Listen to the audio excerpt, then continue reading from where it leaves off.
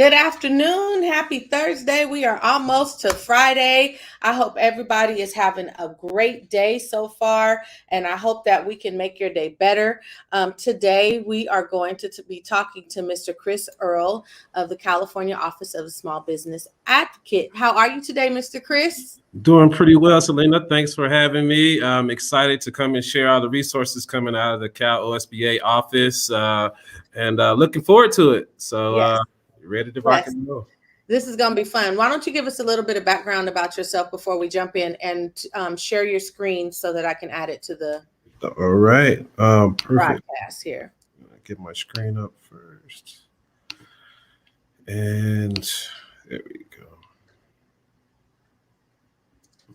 In the meantime, tell us a little bit about yourself. Multitask. So first off, my role is at the California Office of the Small Business Advocate. What we are an independent office within the GoBiz office, and so within GoBiz, there's many different departments or focuses. So there's external engagements and things of that nature. So in this case, we're focused. We're better known as the Small Business Office. And so about me, my background, I'm a civil engineer by trade. And so starting out, I started out working with the Department of Transportation in that role, working in civil engineering. And subsequently, after the recession of 2008, went back to grad school and started working on business development and commercialization of technologies. Also, in addition to that, I was able to work and start assisting small businesses around equity capital, helping them get loans and grants to kind of help them expedite the process of their business growth. And throughout that process, I was able to help many businesses through working with SBDCs, also PTAC, as well as other resources that you all may be familiar with. And then so subsequently, through that time, I was able to, in this role, I also was able to work in the capacity of developing and writing a lot of grants through that time. And so over the last 8 to 10 years, just been focused on small business development, assisting, those businesses in a way that they can access those resources at no cost or to little cost. And so, working in that framework, you oftentimes see gaps or areas that need to be addressed within that framework, and so me having the luxury of being selected as an appointee under the governor's office, my role in Southern California is to be the voice of small businesses in my territory, but then also help develop the ecosystem there and share resources and make sure those that are underserved are getting access to those resources, whether that's by geography or by our cultural ethnic groups. And so that's the short version about me. And we can get into the presentation whenever you're ready. So he's qualified to have this conversation. That's what he said. He's qualified to have this conversation. So as always, we want to engage with you. If you have questions or comments, put them in the chat and we will answer your questions. We'll get to them. In the meantime, I'm going to add your presentation to the screen and remove myself, and you can take it away. All right. Thank you very much. And so again, everyone, I'm Chris Earl. I'm the SoCal Regional Advisor for the Office of the Small Business Advocate. And we're an independent office within GoBiz. And so we have, 3 primary focuses within the office. And really that's about sharing information and resources to small businesses, making sure that they have that access to the resources that are available to them through the office of the Small Business Advocate, but also through our partners throughout the state that also have programs going on for small businesses. And so our office does this at a high level. So a lot of times our work isn't done boots on the ground. And so it's done indirectly through our partners and partnerships and things of that nature. And so, as part of that is the advocacy. So me personally, in my role, I oftentimes meet or speak with small business owners that have various issues. I get to speak with them about the good, bad, and indifferent. And at times I do get the opportunity to help, remedy certain issues that are happening with either partner agencies. If you're in the procurement space or you do contracting with certain state agencies, there are various things that could, happen. And so sometimes I do get the opportunity to help assist and help those issues kind of move through. And so we're a voice for our small businesses. But in addition to that, we also provide funding to create or develop a technical assistance network. So within that, we also have technical assistance centers across the state. We have 80 of which that we fund. We provide around 17 million annually to these centers, many of which are the common names, as you know, of SBDCs, PTACs, women's business centers. But also in addition to that, there are some other technical assistance organizations like chambers of commerce or other organizations that provide technical assistance to small businesses. And that's essentially one-on-one consulting and mentorship or small business training, whether that's across different areas small businesses can need. So, the training and webinars that's done through our network of small business centers. And so this is our California network of small business centers, and not to be confused with the SBDC networks, but some SBDCs are a part of our network. So it's not one and the same. Just wanted to clarify that because sometimes there's often that assumption. And so, in our office, we really want to focus on small businesses because they're the drivers of economic growth and mobility. In addition to that, just some figures, they create 2/3 of our net new jobs, and they employ half of the private sector employees in the state. And so, our state's dependent upon small business,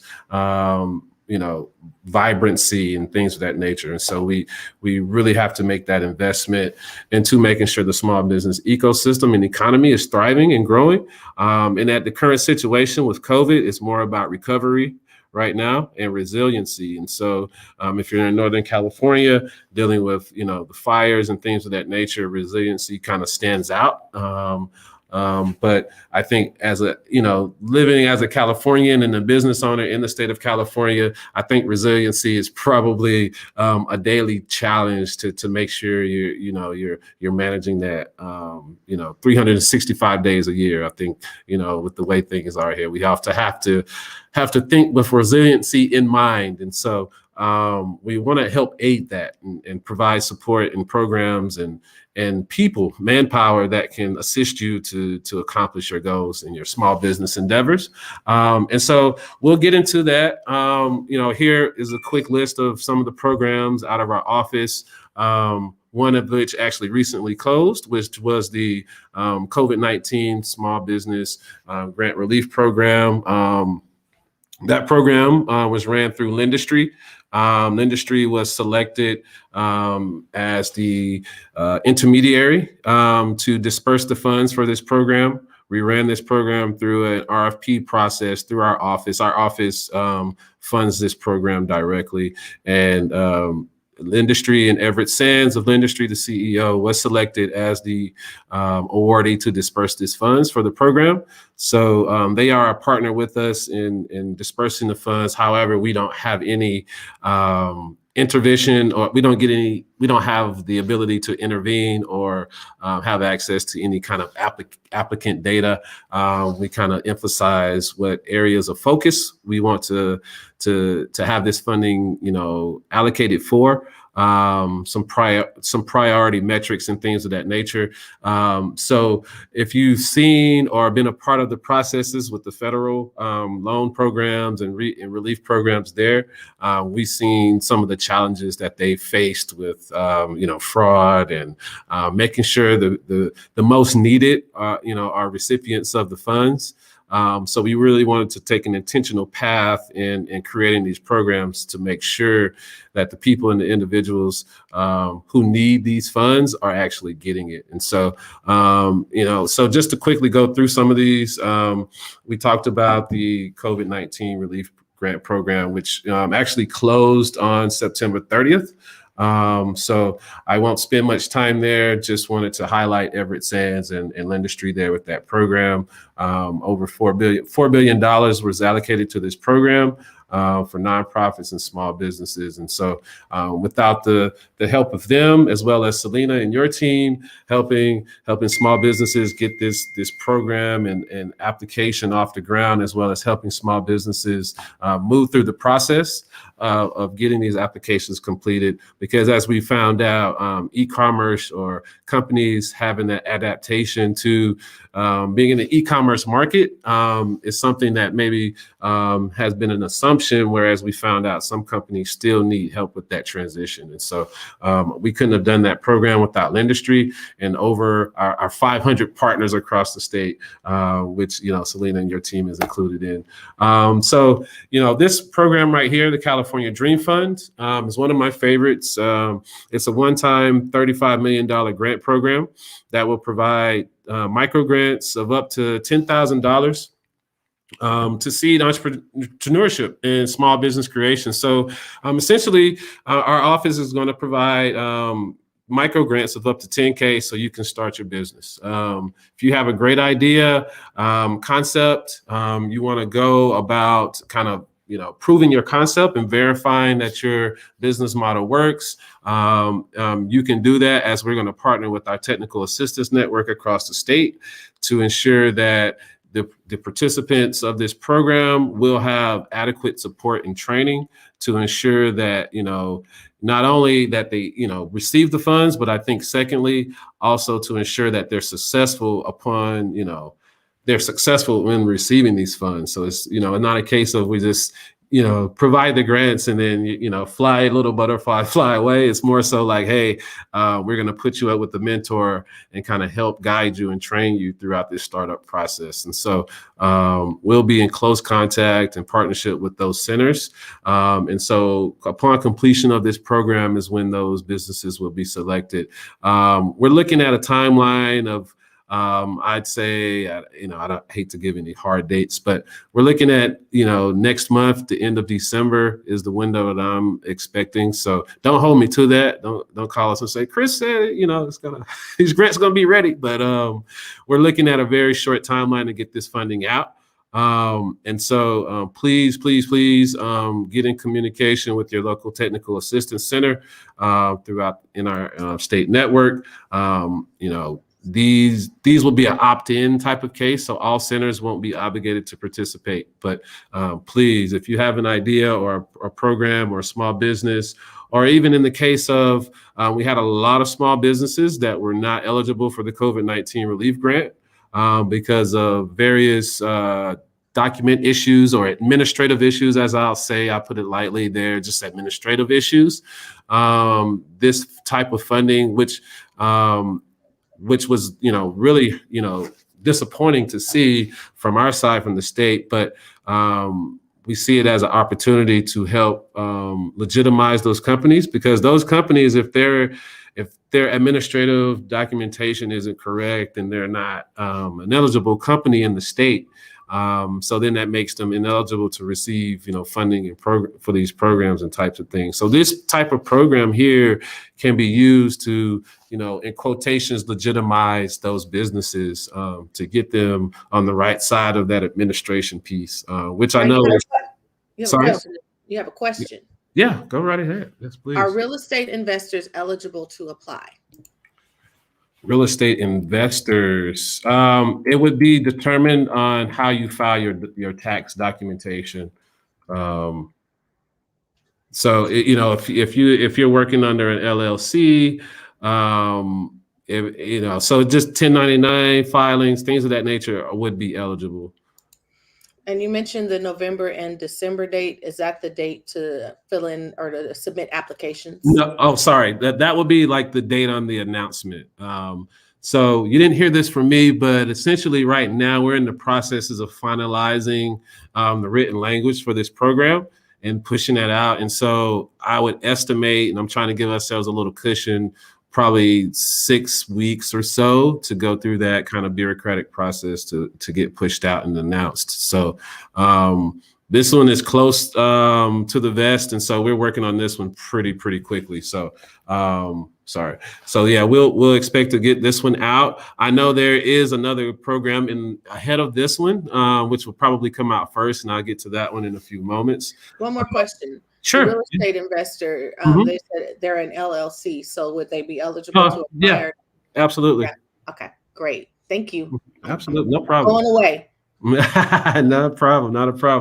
The next one here is the California Venues Grant Program, the CVGP. This program is a one-time $150 million grant program for eligible independent live event venue locations that were affected by the shutdowns during COVID-19. So we're looking for those live venue operators, not the Dodgers and Dodger Stadium or, the Giants and Giant Stadium. We're looking at, like the Sacramento River Cats or something like that, like the smaller organizations or live venues. Those are the ones we're targeting there. And the funds for this program can be, used for anything related to the business interruptions. The maximum award for this program will be, I think it's $250,000, $250K, or 20% of the gross revenue from the 2019 taxable year. And so again, the final details of this will be, released as, in an announcement. But this is just kind of a heads up of what's coming. We are all targeting these programs to come out by the first of the year. We're looking like, short time frame to get these out. So you're hearing it first, and you get out in front of this. So this one here is the next one's the California Micro Business COVID-19 Relief Grant Program. In my estimation, because I can't speak on behalf of the office on this case, but in my estimation, this program will be the first one released. We have a one-time $50 million grant program that will provide micro grants in the amount of $2,500 to eligible micro businesses in California. So what we're looking for here, just to kind of be playing with you, we're looking for street vendors, food truck operators, a lot of our mom and pop shops, those that are operating 5 or less employees. Don't hold me to the revenue levels until the announcement's made, but I believe it's 50 or 100K.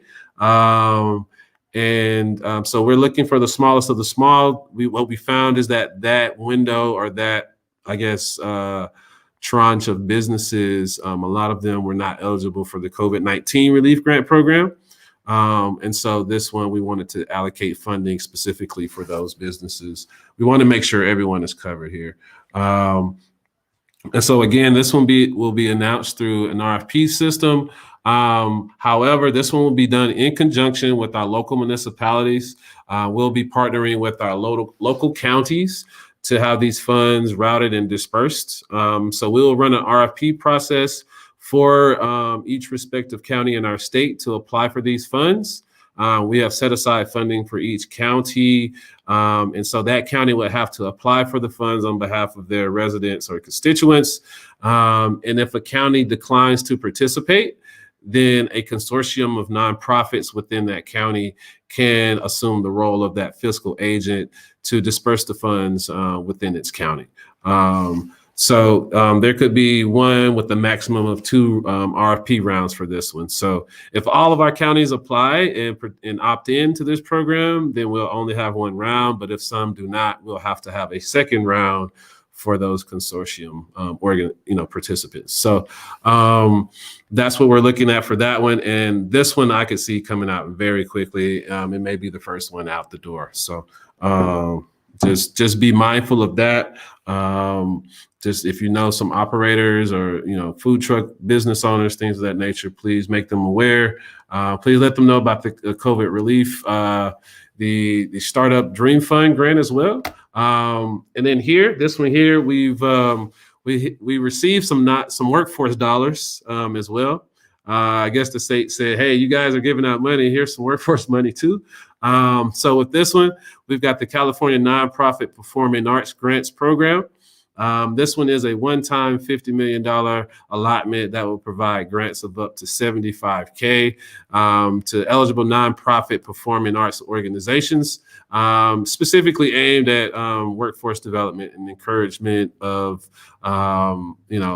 those types of activities for those organizations so that they can kind of help bring their employees back to work. For this, I won't go into the funding levels, but I'll get into use of funds. Essentially, the funds can be used for anything that's employee cost related. So whether that's payroll, healthcare, sick medical, as well as like a centralized payment system, like if you do what is the one we call a ADT, or those type of paycheck type of services, recruitment, training, as well as human resources related expenses, and other operating expenses like equipment for employees. And so this program here is dedicated specifically for that. The highest level of funding is at $75,000. However, it just depends on the gross revenue levels for the 2019 taxable year. So that's a really cool one. I like that one and what it's aimed at. So really excited about that program. Next thing is the Inclusive iHubs Squared. We're calling this iHub Squared. This one is a regional partnership or a regional hub type of program. This one here is aimed at stimulating, partnerships, but also economic development and growth, which will result in the job creation, specifically aimed at underserved geographic areas, industry sectors, and business owners. Because of Prop 209, we don't talk POC specifically. However, we are looking at underserved groups and underserved sectors. For this program, we're looking at creative models and ways to make sure that these underserved groups are incorporated into and have access to the resources within these hub locations. So we're looking for lead organizations to develop these hubs. We've allocated $2.5 million to provide funding to 10 hubs across the state. So they'll get $250K each to develop and put these hubs together. And so we'll assign a designee to develop this regional hub, so to speak. And so there'll be 10 across the state. Really cool program. I was actually a part of this when I was in the technical assistance world. Very cool program. Now we're reshifting this to be more focused on equity and inclusion. So we're looking at creative ways to make sure that these programs are being accessible to all these underserved groups and geographies. So we're looking for some really exciting models to come out of that one. And again, just wanted to reiterate, our focus within the office is to focus on access to capital and access to markets. We do have financing programs through the iBank network, which I won't get into. My role, in addition to Southern California, is to be the lead on the statewide supply chain and procurement efforts. So I do have a program called Source Diverse, Source Local, which I'll quickly touch on, as well as e-commerce and global trade. So those are essentially our 3 to 4 areas of focus for the office, in addition to access to capital and the advocacy piece. And quickly on Source Diverse, Source Local, it's a very new program. It's a public-private collaboration aimed and focused on inclusive procurement, so we can strengthen our supply chain. We right now have a current basics of how to sell to big business. As I mentioned, this is a public and private collaboration. So we have private partners as well as state agency partners like Caltrans, OSHPD, California Department of Insurance, GovOps, DGS as well. We'll be releasing a contract readiness accelerator program in January in partnership with the Small Business Majority, which will be a part 2 to this on-demand workshop of learning how to sell to big businesses on the corporate side. We do have existing public offerings for procurement, so those are there as well, and I can share all this information. Also, please visit our website. It is www.calosba.ca.gov. That is www.calosba.ca.gov. And you can find all this information there. And again, our e-commerce initiative, Get Digital California, which is aimed at developing tools and promoting e-commerce adoption for those street vendors and mom and pop organizations that haven't quite made that transition to a more of a social media or e-commerce presence. And lastly, Disaster preparedness and resilience is also a focus of our office, and my counterpart in Northern California works extremely hard to make sure that we have programs and resources for those businesses so they can stay on top of that as well. And I'll make all of these slides available. You don't have to type in any of these links. And if you want to take a screenshot on this slide, please feel free to do so. And again, you can contact me directly at firstname.lastname chris.earl@gobiz.ca.gov. That is my email address, and you can email me. We can set up a time to discuss, or if you want to get connected to our network of resources, please let me know. Happy to do that, and come back and share more resources as these programs get rolled out. And that concludes my presentation, and I'll send it back to you, Selena. Thank you so much.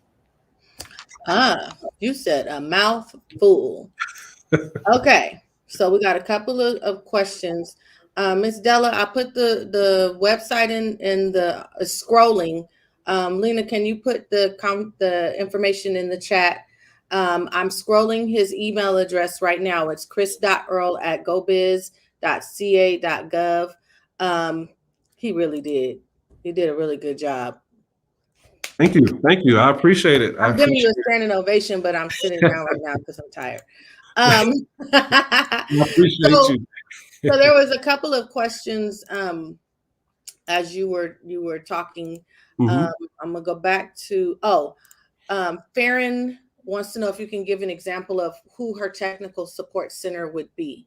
It should be BSBA, but we'll talk about that later. Right. So if you were to go to our website, we'll have like our technical assistance network listed there, but it depends on what region you're in. Let me find the link. Maybe I can drop it in the chat really quickly. But essentially, if you go to business.ca.gov or to our Cal OSBA website, you can navigate to the most, you could type in your zip code and it'll give you a few selections based on your location.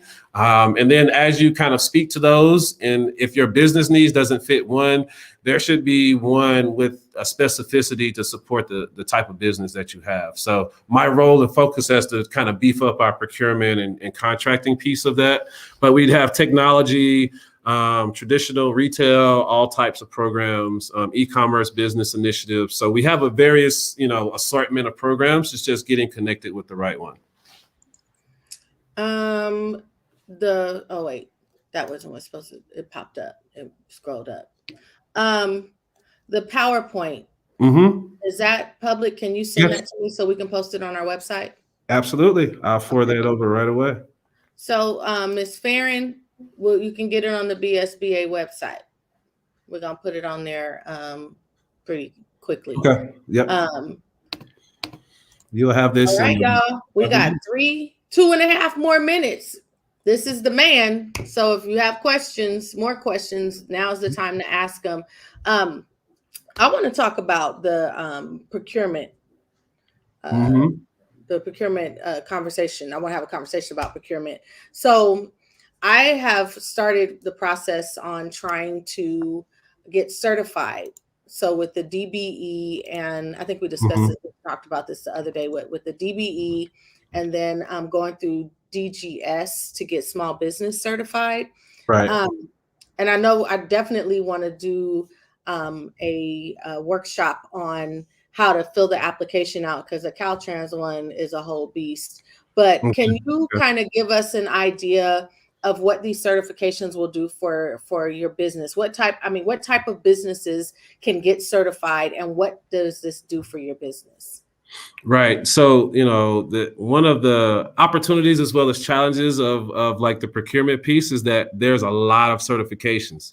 Primarily through the state, we recognize the DVBE, which is the disadvantaged business certification, and then we have the small business certification. Now, the challenge there is that we don't have any minority certifications within the state, but what these will give you is the opportunity to have access to essentially the billions of dollars that we're flowing through the state's economy.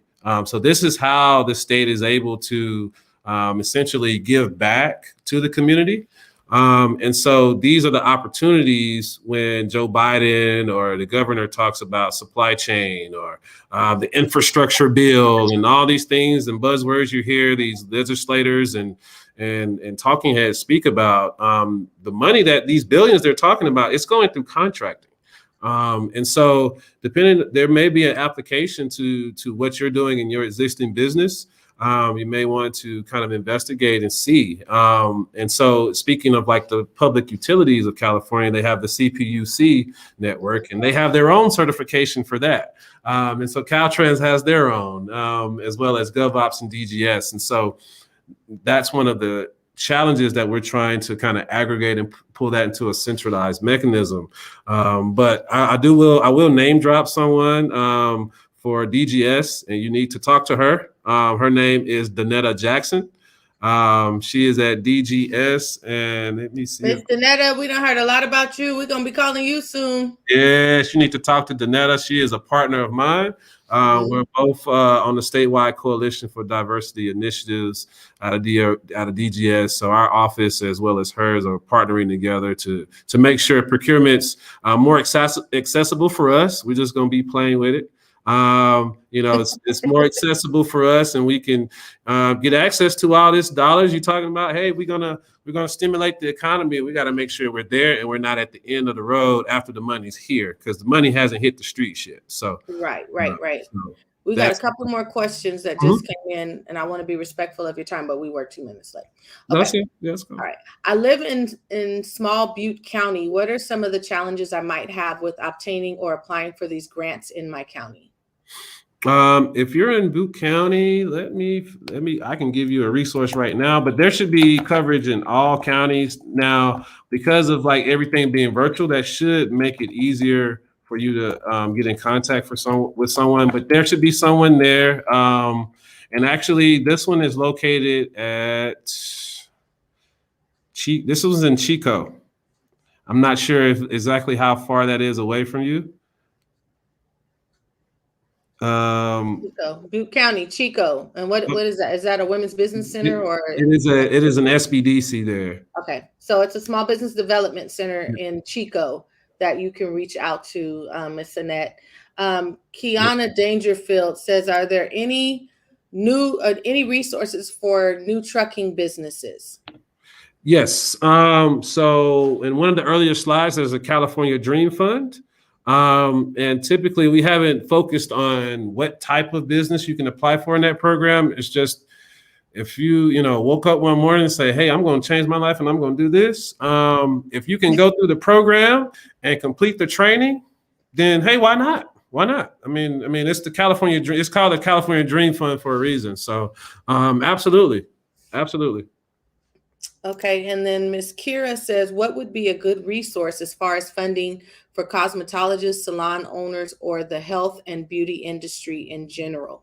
Oh, I love that question. My mom owned a hair salon and my niece does right now. So love it. So yes. So when these programs were developed, these are the thought processes that I'm, going through growing up in the hair salon and smelling acrylic and burnt hair and the curling irons all day long. So like, this is what we want when we talk about some of the micro grant programs. So, out of the programs I just went through, I definitely think that the micro business grant as well as the Dream Fund. So if you've been operating, but all of the paperwork ain't together, then you can use that Dream Fund money to get all the paperwork together, and then you can take the other money from the micro business grant and use that to help stimulate your business, whether you need more products or whatever it is. So there's a way to work it. If you're not legitimate, like in our eyes as a state, then use the Dream Fund to do that. And then use the other grant to do whatever business needs you can with that. So like you gotta work this to make it work for you. And so please, if you got questions or you want to reach out to kind of get some insight into that, it's definitely, I'm happy to do that. But these announcements haven't been totally made yet. I'm kind of giving you a little heads up on how to navigate some of these things, but those would be the best ones to answer your question directly. Awesome. And I did just scroll his number. So If you have questions or you want to ask him something, please contact him. Farron, I do want to talk to you. So if you can give us a call, if we don't answer, just leave your information on the voicemail, because then I will call you right back. But I do want to talk to you. Well, we're at 34 minutes. Feedback. Another dope session. Thank you, girl. I appreciate that. I appreciate that. Yes, yes, happy yes. to come back anytime. Yeah, we're gonna have you back tomorrow. No, I'm just kidding. Not tomorrow, maybe next week though. But this has been a very informative session. Thank you for being just so open and being willing to just share the information. A lot of times we find out that we miss out on a lot of opportunities because we just don't know that they exist. So we are BSBA. We're trying to bring you this information early. If you do not have your paperwork straight, call us. We will help you. We know how to do it. We know where to direct you to. We've got people at banks that can help you open up business accounts. You just need to have your paperwork straight. We can direct you on where to get your paperwork. We've got links. We've got a toolkit on our website. Get your paperwork together. You cannot apply for any government funding, state, federal, or otherwise, if you don't have your paperwork straight. So with that, I'm going to scroll his number, his and we're giving you money to do that. You know, if you can dedicate time to go through some training, it's all for your benefit. But if you can go, dedicate the time to go through the training, sit, probably through Zoom with the mentor to go through some of these tools to help you build your foundation, to kind of get some of those things and put some processes in place that we're offering up to 10K to do that. So I think it's a great opportunity for us. I'm talking about us to get our stuff together. So take advantage of the opportunity. This money is here for that reason. So we know we seen what went on with this last grant program. So we're really trying to address these issues. So share it with your friend, your cousin. I've been telling everybody, if you're not legitimate in any way, whether that's taxes, whatever you behind, or whatever it is, you just use these programs to take advantage. And we do have a tax professional that will get you straight and go 3-4 years, whatever she needs to do, she's able to do that. And we've referred hundreds of people to her, and they've all been able to get their stuff straight. So we are here for you. There are other organizations that are here for you doing the same thing that we're doing. They're not doing it like we're doing it, but they're doing it. We're connecting you with the people who have the information, and we want to just make sure that our community is not left behind. So with that, we're going to give you back the rest of your day. And thank you for joining us. And thank you so much for coming, Chris, and for just giving us the information and for just being you. Thank you. Have a great day, you guys. Thank you, Selena. Thank you, BSBA. Have a great afternoon, everyone. You're welcome.